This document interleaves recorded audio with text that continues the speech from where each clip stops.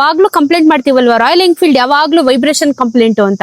But KTM ಅಲ್ಲೂ vibration complaint ಇದೆ guys. Of course ಬೇರೆ ADV-ಗಳಿಗೆ ಟಕ್ಕರ್ ಕೊಡೋದಂತೂ ಗ್ಯಾರಂಟಿ ಅಂತ ಅನ್ಸುತ್ತೆ.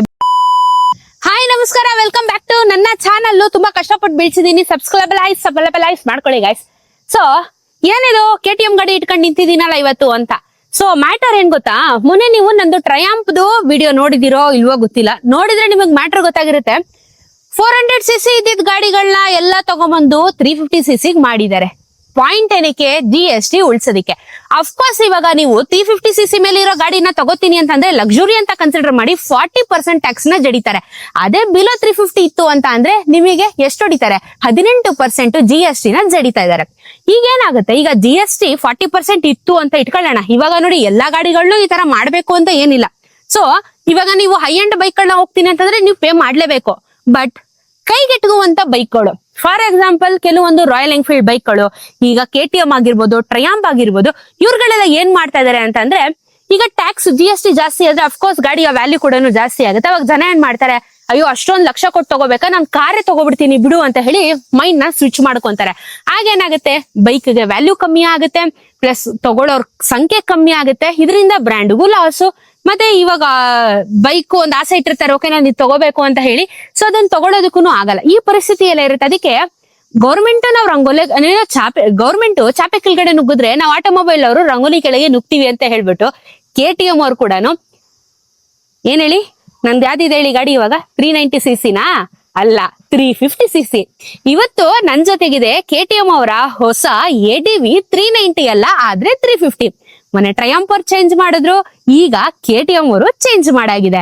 ಇನ್ನು ಮುಂದೆ ನಿಮ್ಗೆ ಈ ಗಾಡಿ ಅಫೋರ್ಡಬಲ್ ಪ್ರೈಸಸ್ ಅಲ್ಲಿ ಕೈಗೆಟಕುತ್ತೆ. ಗಾಡಿ ನೋಡ್ತಾ ಇದ್ರೆ ಏನು ಡಿಫ್ರೆನ್ಸ್ ಕಾಣಿಸಲ್ಲ ತಾನೆ. ಬ್ರಾಂಡಿಂಗ್ ಕೂಡ ನಿಮ್ಗೆ ಇಲ್ಲಿ 390 ಅಂತಾನೆ ಇದೆ. ಹಾಗಾದ್ರೆ ಏನ್ ಚೇಂಜ್ ಮಾಡಿದ್ದಾರೆ?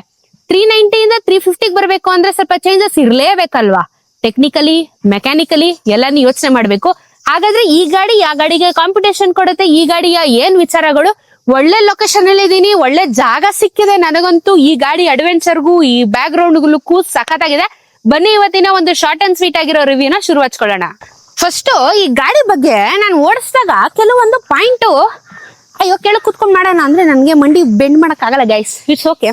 ಏನ್ ಗೊತ್ತಾ, ಗಾಡಿ ಓಡಿಸ್ಬೇಕಾದ್ರೆ ಸ್ವಲ್ಪ ಡ್ರಾಬ್ಯಾಕ್ ಅನಿಸ್ತು. ಅದನ್ನ ಲಾಸ್ಟ್ ಅಲ್ಲಿ ಮಾತಾಡ್ತೀನಿ. ಯಾಕಂದ್ರೆ ಎಲ್ಲಾ ಗಾಡಿಯಲ್ಲೂ ಹೇಳಿದ ತಕ್ಷಣ ಪಾಸಿಟಿವ್ ಇರುತ್ತೆ ಅಂತಲ್ಲ, ಕೆಲವೊಂದು ನೆಗೆಟಿವ್ ಪಾಯಿಂಟ್ಸ್ ಇರುತ್ತೆ. ಅದನ್ನ ಲಾಸ್ಟ್ ಅಲ್ಲಿ ಮಾತಾಡೋಣ, ಯಾಕಂದ್ರೆ ಅದು ಜಾಸ್ತಿ ಹೈಲೈಟ್ ಆಗುವಂತ ವಿಷಯ ಏನಲ್ಲ. ಬಟ್ ಇವಾಗ ಈ ಗಾಡಿಯಲ್ಲಿ ಏನ್ ಚೇಂಜಸ್ ಇದೆ ನೋಡೋಣ.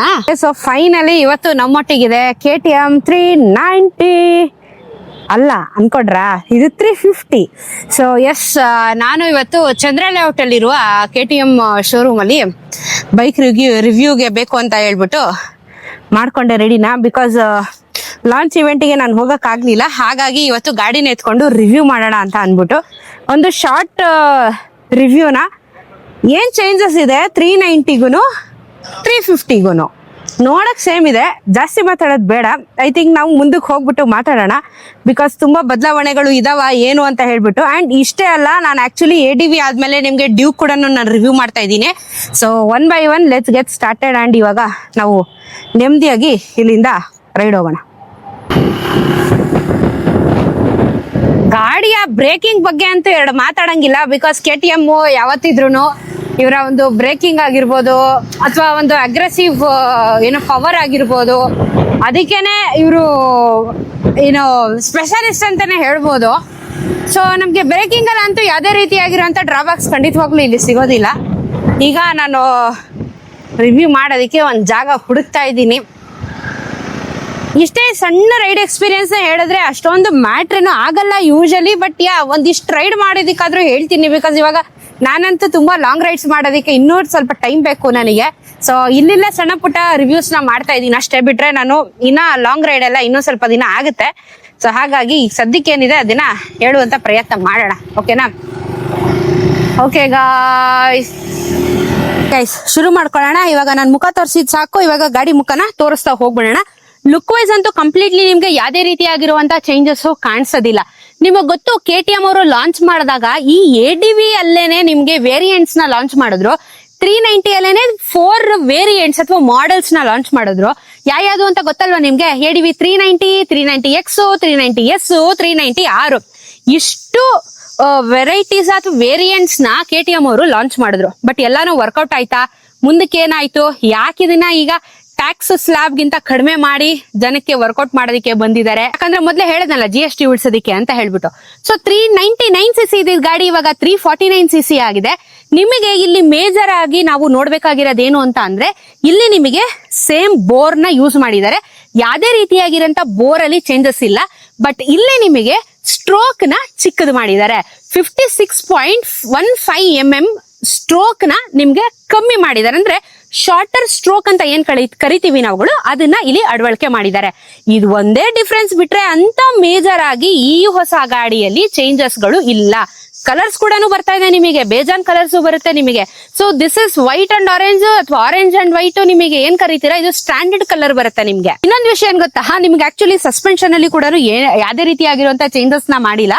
ಅಂಡ್ ನಿಮಗೆ ಕಂಪ್ಲೀಟ್ ಆಗಿ ಗಾಡಿ ಏನಿದೆ, ನಾನು ಇವಾಗ ನಿಮ್ಗೆ ಟೈರ್ ಸೈಜ್ ಅಥವಾ ಇದ್ರ ಸೈಜ್ ಎಲ್ಲ ಹೇಳ್ಕೊಂಡು ಕೂರೋಷ್ಟೊತ್ತಿಗೆ ವಿಡಿಯೋ ತುಂಬಾ ದೊಡ್ಡದಾಗುತ್ತೆ. ಈಗ ಬೇಸಿಕಲಿ ಏನು ಇಂಪಾರ್ಟೆಂಟ್ ಇದೆ ಅದನ್ನ ನಾನು ಮಾತಾಡ್ತಾ ಹೋಗ್ತೀನಿ. ಯಾಕಂದ್ರೆ ಇಲ್ಲಿ ಹೈಟ್ ಕೂಡ ಮ್ಯಾಟರ್ ಆಗುತ್ತೆ. ಕೆಲವರು ಹೇಳ್ತಾರಲ್ವಾ ಹೈಟ್ ನಮ್ಮ ಕಾಲ್ ಇಟ್ಗುತ್ತಾ ಏನು ಅಂತ ಹೇಳ್ಬಿಟ್ಟು, ನನ್ನ ಹೈಟ್ಗೆ ಈ ಹೈಟ್ಗೆ ನಾನು ಪ್ರತಿಯೊಂದನ್ನು ನಿಮ್ಗೆ ಎಕ್ಸ್ಪ್ಲೈನ್ ಕೂಡ ಮಾಡ್ತೀನಿ. ಅದಕ್ಕಿಂತ ಮುಂಚೆ ನಾವು ಹೈಟ್ ವೆಯ್ಟ್ ಬಗ್ಗೆ ಮಾತಾಡೋದಕ್ಕಿಂತ ಮುಂಚೆ ಡಿಸ್ಪ್ಲೇ ಬಗ್ಗೆ ಮಾತಾಡ್ಬಿಡೋಣ. ಸೊ ಅದೇ 5 ಇಂಚ್ TFT ಡಿಸ್ಪ್ಲೇನ ಕೊಟ್ಟಿದ್ದಾರೆ. ಅಂಡ್ ನಿಮಗೆ ಎಲ್ಲಾ ರೀತಿಯ ರೈಡಿಂಗ್ ಮೋಡ್ಸ್ ಕೂಡ ಕಂಟಿನ್ಯೂ ಆಗಿದೆ.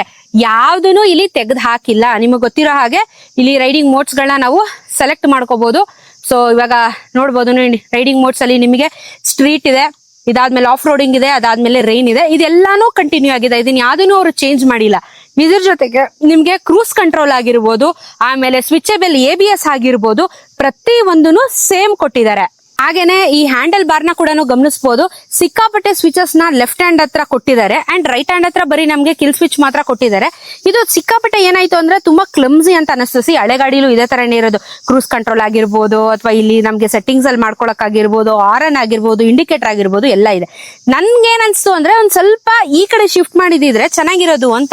ಬಿಕಾಸ್ ಎಲ್ಲ ಒಂದೇ ಕಡೆ ಇಟ್ಟಾಗ ತುಂಬಾ ಕ್ಲಮ್ಸಿ ಅಂತ ಅನಿಸ್ತಾ ಇದೆಯಪ್ಪ ನನಗೆ. ತುಂಬಾ ಒಂಥರ ಹಿಂಗ್ ಅನ್ಸುತ್ತೆ. ಸೊ ಸ್ವಲ್ಪ ಆ ಕಡೆ ಶಿಫ್ಟ್ ಮಾಡಿ ಅದನ್ನ ಚೆನ್ನಾಗಿ ಮಾಡ್ಬೋದಿತ್ತು ಅಂತ ಅನ್ಸುತ್ತೆ.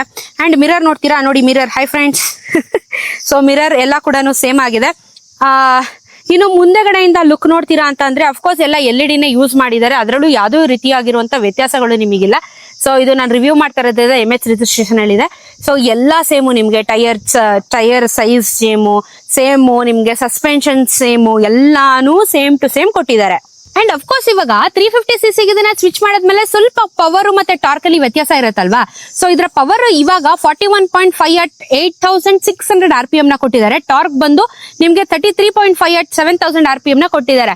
ಕಂಪ್ಯಾರಿಟಿವ್ಲಿ ಸ್ವಲ್ಪ ಕಮ್ಮಿ ಆಗಿದೆ. ಬಿಕಾಸ್ ಅಫ್ಕೋರ್ಸ್ ಇವಾಗ ನಾನು ಹೇಳಿದ್ನಲ್ಲ, CC ಚೇಂಜ್ ಆದಾಗ ಪವರ್ ಮತ್ತೆ ಟಾರ್ಕ್ ಅಲ್ಲಿ ಅಫ್ಕೋರ್ಸ್ ಅದು ಕೂಡ ಕಮ್ಮಿ ಆಗೇ ಆಗುತ್ತೆ. ಅಡ್ಜಸ್ಟಬಲ್ ಲಿವರ್ಸ್, ಕ್ಲಚ್ ಎಲ್ಲಾನು ಬರುತ್ತೆ. ಯಾವುದೇ ರೀತಿಯಾಗಿರುವಂತ ಬದಲಾವಣೆಗಳು ಆಗಿಲ್ಲ. ಅಂಡ್ ಸೀಟ್ ಕೂಡ ನೀವು ನೋಡಬಹುದು, ಅದೇ ಸೀಟಿಂಗ್ ಅಲ್ಲೇ ಬರ್ತಾ ಇದೆ. ಡ್ರಾಬ್ಯಾಕ್ ಅನ್ನೋದು ಎಲ್ಲಾ ಗಾಡಿಗಳಲ್ಲೂ ಇಟ್ ಇಸ್ ವೆರಿ ಕಾಮನ್. ಈ ಗಾಡಿಯಲ್ಲಿ ಡ್ರಾಬ್ಯಾಕ್ ಏನು ಅಂತ ಅಂದ್ರೆ, ಬೇಜಾರ್ ಮಾಡ್ಕೋಬೇಡಿ KTM lovers. Royal Enfield bike ನ ನಾವು ವೈಬ್ರೇಷನ್ ಜಾಸ್ತಿ ಅಂತಾನೆ ಯಾವಾಗ್ಲೂ ಕಂಪ್ಲೇಂಟ್ ಮಾಡಿರೋದು. KTM ಅಲ್ಲಿ ವೈಬ್ರೇಷನ್ ಅಷ್ಟೇ ಇದೆಯಲ್ಲ. ಎಸ್, ನಾನು ಶಾರ್ಟ್ ಸ್ಪಿನ್ ನ ತಗೊಂಡ್ ಬಂದೆ. ನಾನೇನು ಲಾಂಗು ಹೋಗಿಲ್ಲ, ಏನೂ ಇಲ್ಲ, ಇಲ್ಲೇ ಸಿಟಿಲೇ ತಗೊಂಡ್ಬಂದೆ ಗಾಡಿನ ಒಂದೊಳ್ಳೆ ಲೊಕೇಶನ್ಗೆ. ಅಷ್ಟರಲ್ಲೇ ನನಗೆ ಕೆಲವೊಂದು ಪಾಯಿಂಟ್ಸ್ ಗಳು ಫೀಲ್ ಆಗಿದೆ. ಏನು ಅಂತ ಅಂದ್ರೆ, ಫುಟ್ ಪೆಕ್ ಅಲ್ಲಿ ವೈಬ್ರೇಷನ್, ಸೀಟ್ ಅಲ್ಲಿ ವೈಬ್ರೇಷನ್, ಹ್ಯಾಂಡಲ್ ಬಾರ್ ಅಲ್ಲಿ ವೈಬ್ರೇಷನ್. ಎಷ್ಟು 3rd ಗೇರ್ ಅಲ್ಲಿ ಇದ್ದೆ ಅಷ್ಟೇ ನಾನು, ಅಷ್ಟಕ್ಕೆ ಸ್ವಲ್ಪ ವೈಬ್ರೇಷನ್ ಅನ್ನಿಸ್ತು. ನಾವ್ ಯಾವಾಗ್ಲೂ ಕಂಪ್ಲೇಂಟ್ ಮಾಡ್ತೀವಲ್ವಾ, ರಾಯಲ್ ಎನ್ಫೀಲ್ಡ್ ಯಾವಾಗ್ಲೂ ವೈಬ್ರೇಷನ್ ಕಂಪ್ಲೇಂಟ್ ಅಂತ. ಬಟ್ KTM ಅಲ್ಲೂ ವೈಬ್ರೇಷನ್ ಕಂಪ್ಲೇಂಟ್ ಇದೆ ಗೈಸ್. ಅದು ನೀವು ಲಾಂಗ್ ಟೂರಿಂಗ್ ಎಲ್ಲ ಹೋಗ್ತೀನಿ ಅಂತ ಅಂದ್ರೆ ನಿಮ್ಗೆ ಆ ವೈಬ್ರೇಷನ್ ಪಾರ್ಟ್ ಏನಾಗುತ್ತೆ ಅಂದ್ರೆ ನಮ್ನೆಸ್ ಬರುತ್ತೆ ಕೈ. ನಿಮ್ಗೆ ಲಾಂಗ್ ಅಲ್ಲಿ ಇದ್ದಾಗ ಆ ವೈಬ್ರೇಷನ್ಗೆ ಕೈ ನಮ್ಮಾಗಕ್ ಶುರುವಾಗುತ್ತೆ. ಅದೊಂದು ಡ್ರಾಬ್ಯಾಕ್ ಬಿಟ್ರೆ ಹೀಟಿಂಗ್ ಇಶ್ಯೂನು ಸದ್ಯದ ಮಟ್ಟದಲ್ಲಿ ನನಗೇನು ಕಾಣಿಸ್ಲಿಲ್ಲ. ವಿಪರೀತವಾಗಿ ಬಿಸಿಲಂತೂ ಇದೆ. ಸೊ ಹೀಟಿಂಗ್ ಇಶ್ಯೂ ಅಂತೂ ಏನು ಕಾಣಿಸ್ಲಿಲ್ಲ ನನಗೆ. ಸೊ ಅದೊಂದೇ ಒಂದು ಬೇಜಾರಾಯ್ತು.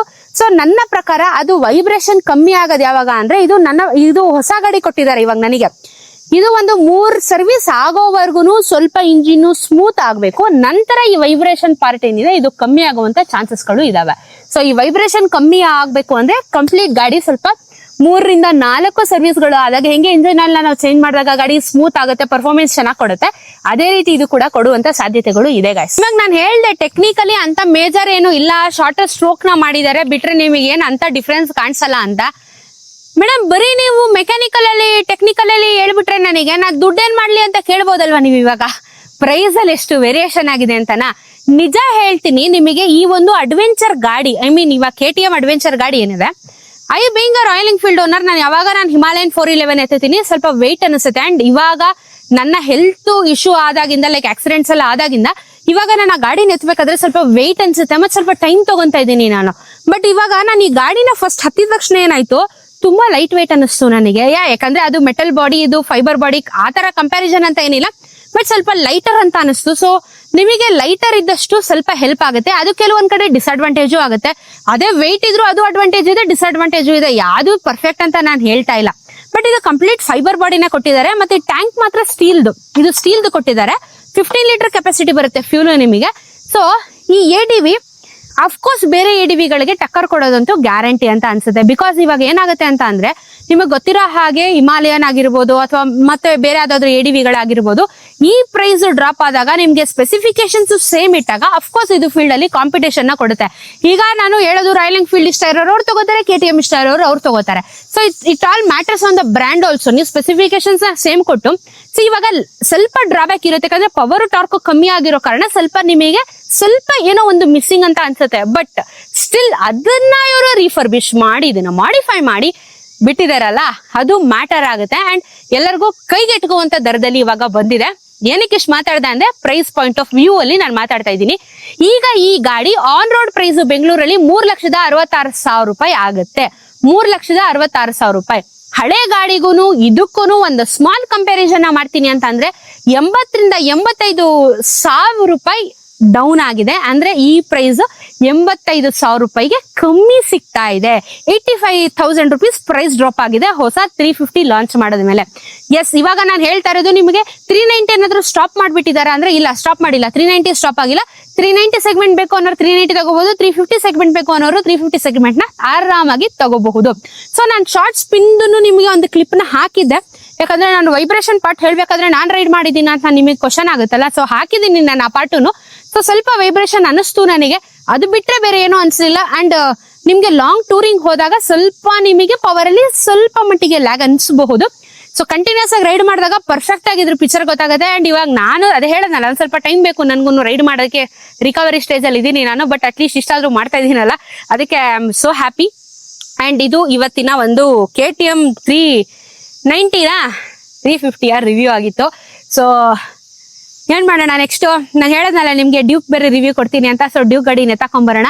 ಅಂಡ್ ಈ ಗಾಡಿನ ನೀವು ಟೆಸ್ಟ್ ರೈಡ್ ಮಾಡ್ಬೇಕು, ಬುಕಿಂಗ್ ಮಾಡ್ಬೇಕು ಅಂತ ಏನಾದ್ರು ಪ್ಲಾನ್ ಮಾಡ್ತಿದ್ರೆ, ನಮ್ಮ ಚಂದ್ರ ಲೇಔಟ್ ಅಲ್ಲಿ KTM ಅಂಬಾ KTM ಅವ್ರದ್ದು ಇದೆ. ಸೊ ನೀವು ಅಲ್ಲಿಗೆ ಬರ್ಬೋದು, ಟೆಸ್ಟ್ ರೈಡ್ ನ ಮಾಡ್ಬೋದು, ಗಾಡಿನ ಬುಕ್ ಮಾಡ್ಕೊಂಡು ತಗೊಂಡೋಗ್ಬೋದು. So yes, of course waiting period ಇರುತ್ತೆ, ಯಾಕಂದ್ರೆ ಹೊಸದಾಗಿ ಲಾಂಚ್ ಆಗಿರೋ ಕಾರಣ 350cc ಅಲ್ಲಿ ನಿಮಗೆ ಸ್ವಲ್ಪ ವೇಟಿಂಗ್ ಪೀರಿಯಡ್ ಇರುತ್ತೆ. ಗಾಡಿನ ಬುಕ್ ಮಾಡ್ಕೋಬಹುದು. ಯಾವ್ದೇ ರೀತಿ ಡ್ರಾಬ್ಯಾಕ್ ಅಂತ ಹೇಳದ್ನಲ್ಲ, ಸ್ವಲ್ಪ ಲ್ಯಾಗ್ ಇಶ್ಯೂ ಆಗಬಹುದು ಮುಂದಕ್ಕೆ, ಪ್ಲಸ್ ವೈಬ್ರೇಷನ್ ಇಶ್ಯೂ ಬಿಟ್ರೆ ಸದ್ಯಕ್ಕೆ ಏನು ಇಶ್ಯೂಸ್ ಇಲ್ಲ. ಸೊ ನೋಡೋಣ, ಯಾಕಂದ್ರೆ ಇದು ಫಸ್ಟ್ ಬ್ಯಾಚ್ ಗಾಡಿಗಳು, ತುಂಬಾ ಟೈಮ್ ಬೇಕಾಗುತ್ತೆ. ಎಲ್ಲ first batch, second batch, third batch ಆದ್ಮೇಲೆ ನಮ್ಗೆ ಆಕ್ಚುಲಿ ರಿವ್ಯೂ ಗೊತ್ತಾಗೋದು. ಸೊ ಇಷ್ಟು ಮ್ಯಾಟರ್ ಇದೆ.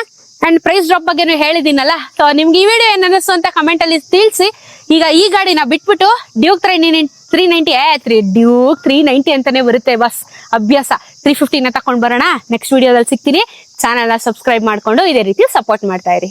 ಈ ಗಾಡಿದು ನಿಮ್ಗೆ ವೆಯ್ಟ್ ಹೇಳ್ಬೇಕಲ್ವಾ, 181 kgs ಇದೆ, 181 kg ಬರುತ್ತೆ ನಿಮ್ಗೆ. ಸೊ ನಿಮಗೆ ಆಕ್ಚುಲಿ ಅಷ್ಟು ಅನ್ಸೋದಿಲ್ಲ, ನಿಮಗೆ ಲೈಟ್ ಅಂತಾನೆ ಅನ್ಸುತ್ತೆ. ಮತ್ತೆ ಸೀಟ್ ಹೈಟ್ ಬಂದು 825 mm, 825 mm ಬರುತ್ತೆ ನಿಮಗೆ. ಸೊ ಇವಾಗ ನನ್ನ ಹೈಟ್ ಬಂದು 5'3" ಇದೀನಿ ನಾನು. ಆರಾಮಾಗಿ ಕುತ್ಕೋಬಹುದು, ಆರಾಮಾಗಿ ನನ್ ಕಾಲಿಟ್ಕತ್ತೆ. ಸೊ ನನಗೇನೋ ತೊಂದರೆ ಇಲ್ಲ. ಸೊ ಯಾರಾದ್ರೂ ನಿಮಗೆ ನಾನು ನಿಮ್ಗೆ ಹೇಳ್ತಿರೋದು, ಯಾರಾದ್ರೂ ಕಾಲಿಟ್ಕಲ್ಲ ಅಥವಾ ಹುಡುಗಿರು ಏನಾದ್ರು ರೈಡ್ ಮಾಡ್ಬೇಕು ಅಂತ ಇದ್ರೆ ಆರಾಮಾಗಿ ಓಡಿಸ್ಬೋದು. ನಾನು ಹೇಳೋದೇನ್ ಗೊತ್ತಾ, ಕುಳ್ಳಕ್ಕಿದೀನಿ, ಉದ್ದಕ್ಕಿದೀನಿ, ಕಾಲಿಟ್ಕಲ್ಲ, ಬ್ಯಾಲೆನ್ಸ್ ಮಾಡಕ್ಕಾಗಲ್ಲ, ಇದು ರೀಸನ್ಸೇ ಅಲ್ಲ ಬೈಕ್ ರೈಡ್ ಮಾಡಕ್ಕೆ. ನಿಮ್ಗೆ ಮನ್ಸಲ್ಲಿ ನನಗೆ ಮಾಡಕ್ಕಾಗತ್ತೆ, ನಾನು ಕೂರಕ್ಕಾಗತ್ತೆ, ನಾನು ಕಂಫರ್ಟಬಲ್ ಆಗಿ ಇರ್ತೀನಿ ಅನ್ನೋದಷ್ಟೇ ನಿಮ್ ತಲೆಯಲ್ಲಿ ಇರ್ಬೇಕು. ಅದು ನಿಮ್ಮ ತಲೆಗೆ ಬಂದಾಗ ನೀವು ಆರಾಮಾಗಿ ಯಾವ್ದಕ್ಕೂ ಹಿಂಜರಿದಿರೋ ಹಾಗೆ ನೀವು ರೈಡ್ ನ ಮಾಡ್ತೀರಾ. ಸೊ ಹೈಟ್ ಆಗ್ಲಿ ವೆಯ್ಟ್ ಆಗ್ಲಿ ಮ್ಯಾಟರ್ ಆಗಲ್ಲ, ಮಾಡೋ ಒಂದು ಮನಸ್ಥಿತಿ ನಿಮಗೆ ಕರೆಕ್ಟ್ ಆಗಿದೆ. ನಾನು ಮಾಡ್ತೀನಿ ಅನ್ನೋ ಮನಸ್ಸಿದ್ರೆ ಖಂಡಿತ ಯಾವ್ದನ್ ಬೇಕಾದ್ರೂ ಅಚೀವ್ ಮಾಡಬಹುದು. ಸೊ ಅಂತ ಮೇಜರ್ ಆಗಿ ಏನಿಲ್ಲ, it's all good to go. ನೀವು ಫ್ಯೂಲ್ ಹಾಕಿಸ್ಕೊಂಡ್ರೆ ಇನ್ನೊಂದ್ ಸ್ವಲ್ಪ ವೇಟ್ ಜಾಸ್ತಿ ಬರುತ್ತೆ. ಬಟ್ ನಿಮ್ಗೆ ನಾರ್ಮಲ್ ಆಗಿ ಖಾಲಿ ಟ್ಯಾಂಕ್ ನಾನು ಹೇಳ್ತಿರೋದು 181 kgs ಬರುತ್ತೆ. ಸೀಟ್ ಹೈಟ್ ಕೂಡ ಚೆನ್ನಾಗಿದೆ. ಗ್ರೌಂಡ್ ಕ್ಲಿಯರೆನ್ಸ್ ಅಫ್ಕೋರ್ಸ್ ADV ಅಂತ ಅಂದ್ಮೇಲೆ ನಿಮ್ಗೆ ಗ್ರೌಂಡ್ ಕ್ಲಿಯರೆನ್ಸ್ ಕೂಡ ಚೆನ್ನಾಗಿರುತ್ತೆ. ಸೊ ನೋಡಿ, ನಿಮ್ಮ ಬಜೆಟ್ ವರ್ಕೌಟ್ ಆದ್ರೆ you can buy this vehicle.